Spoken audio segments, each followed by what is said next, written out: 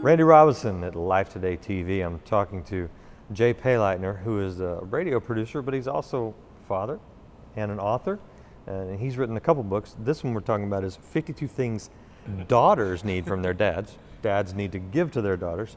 And I'm interested in this because as the father of two teenage girls, as well as two teenage boys, but with the girls, you know, as a dad, you're like, God, am I doing everything right? And so Jay stepped up to the plate and given us some things, and I'm looking forward to hearing all 52 of them in 10 minutes or less. We'll have time for all 52 of them. No, give me some Randy. highlights. First of all, thank you for being here. Yeah, thank you. And how many girls do you have?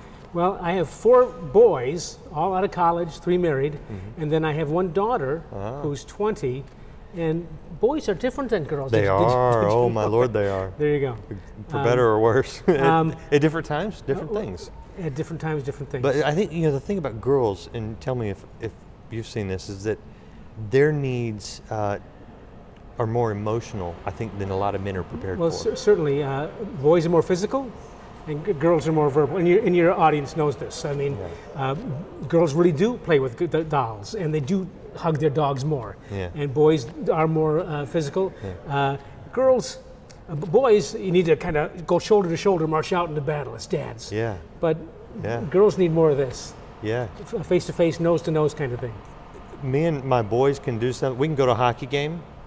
We can ride on the train together, talk a little bit, you know, not a whole lot, just talk about hockey or school or you know, TV shows that we like to watch. We can sit at the game, we can cheer together, you know, and we feel like we had a great time and we bonded.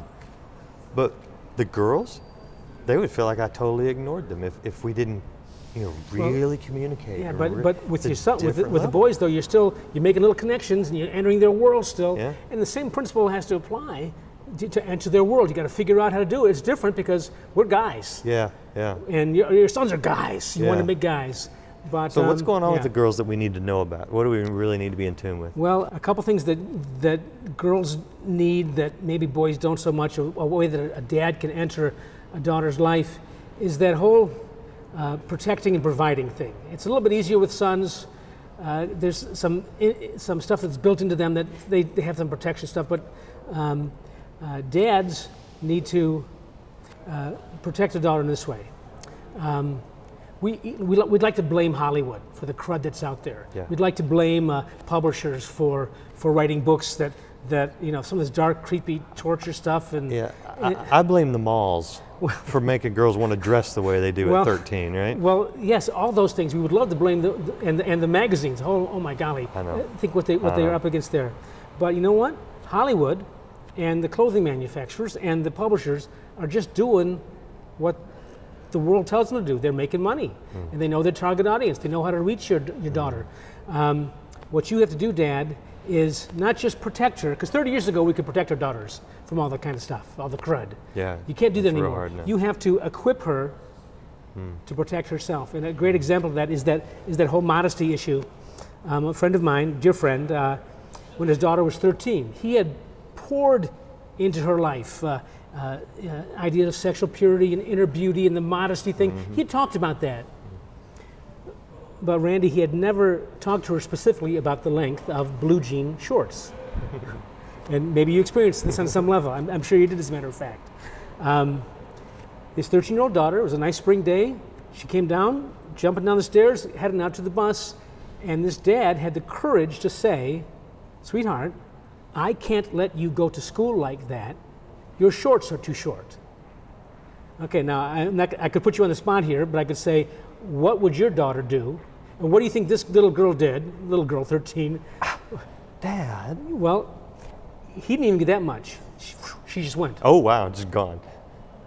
Now they had a good relationship. Well, ours don't ride the bus, so they can't get in the car and go to school without listening. Right, but the bus is waiting. Yeah, you make that decision, and she made that decision in the moment. And so this father feels like a failure, like he's failed God, like he's failed his daughter, like he's even failed the boys at school, kind of thing. Now she went to school thinking that I look good. I'm not going to make any bad choices today, because kind of thing. So she came home from school that night, a little frosty, and there was no conversation that night. because they both are thinking about it all day long. Right, right. And then for a couple of days later, then finally at dinner, it's past the salt and what's on TV or bedtime prayer. So they kind of got back to normal, except for two things. And here's the key to this whole thing. She never wore those blue jean shorts again. Oh, wow. And even more amazing is that my friend, this dad, had walked into his daughter's room a week or so later for something, and there was a yellow sticky note on the mirror, a post-it note that she had written in her own hand that says, "Does what you see honor God?" Wow. Now, if he would have, that morning, if he would have grabbed her and thrown her up the stairs and yelled at her and cursed whatever to make his point, right. She would have never come to that decision on her own. Right, he would have pushed her further away. Yeah. So, exactly right. We have to do things, we have to make choices that are going to pull our daughters towards us so that we can influence their life in a loving, obvious, gentle way that's going to influence them, that's going to be a decision they can make that's going to last for the rest of her life. Mm-hmm. We can't be the modesty police. Yeah. Yeah, I mean, because if you say you can't go to school like that in that tank top or whatever, right. She'll put a bulky sweater on, and then when she gets to school, did you experience that? Yeah. Well, and rightfully so, because she's trying to figure it out. You can't judge her too harshly for that. She's just trying to figure out not so much what she can get away with, but how to relate to dad. Your daughters, and well, maybe again not specifically you, but when they're 12, when they're 8, they'll sit on your lap, no doubt about it. But around 12 or 13, they're trying to figure out how to deal with dad. Who's dad? What is he? He's a guy. Right. He's a guy. He's my dad. I love him. Right. I can't sit in his lap, can I? Right. But later on, so when they're 12 or 13 or 14 for a season, they may push you away, and it'd be real easy for you as a dad to say, well, the heck with you. I'm taking 2 steps back. You're taking a step away from me. Right. But instead, come closer, figure out intentional reasons to enter her world. Right, right. And the crazy thing is their world is changing and changing rapidly. Right. That's the hard. That's always been the hardest part for me. It's like, I used to know how to navigate this, but you just changed the rules. Yeah, well, you think you were a teenage boy, and now the teenage boys are even going through worse things and tougher things than when we were but boys. Man, the girls, for some reason, I think it's hard. It's oftentimes hard for a man, who, especially when we get our age, we're setting our ways. Today's about the same as tomorrow, and it's about the same as yesterday. And for that girl, every day is just different. You know? And even when they were little, when a 3-year-old, a 6-year-old, an 8-year-old will make time for daddy. Right. But a 16-year-old, you have to make time for her. You do. The one thing I've found, and I'm trying to put this into practice because it's a work in progress, right? Mm-hmm. Yeah, always. Yeah, you'll still be their dad when they're in their 20s and 30s. Yeah, I know, but you know what?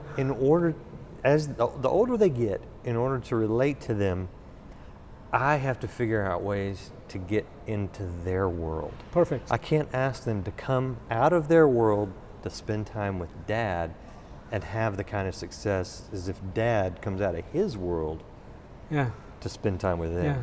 Does that make sense? Yeah, it does. I use the analogy, and you probably did this with your daughters. When they were 2 or 3 years old, they would be in the kitchen, they would stand on your feet, and you would dance with them in the kitchen. That's right. And then you might not dance with them again till their wedding day. Yeah. But during that season between then, the more important dance is to dance into her world and come out of it just long enough. Right. And it could have an influence. It could be just if there's a study group in the basement, bring a pizza down and some Mountain Dew, whoosh, enter their world, and then leave. Yeah. A friend of mine, he likes sushi, and his wife likes sushi. No, excuse me. His daughter likes sushi. His wife doesn't care for it. So that's their clue. When they need to enter each other's worlds, because sometimes daughters want to talk to dads, or vice versa. True. She'll say, "Dad, I feel like some sushi this weekend or tonight," and they go out on a date and they talk about something. Nice. It's not like, "Dad, I need your help." Right. And she does. Right. But it's now I hate raw fish. Yeah. Right. But for them, that works as a way to dance. So if you can coach your daughter's softball team, or if you can, volunteer to do the carpool, or maybe even, when she goes to summer camp, go and be in the boys' cabin,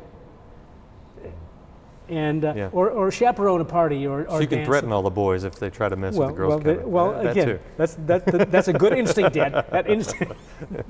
That's Randy. That's a good instinct. That's good. Where can people find out more of these things that Thank you. daughters need from their dads? 52 things daughters need from their dad.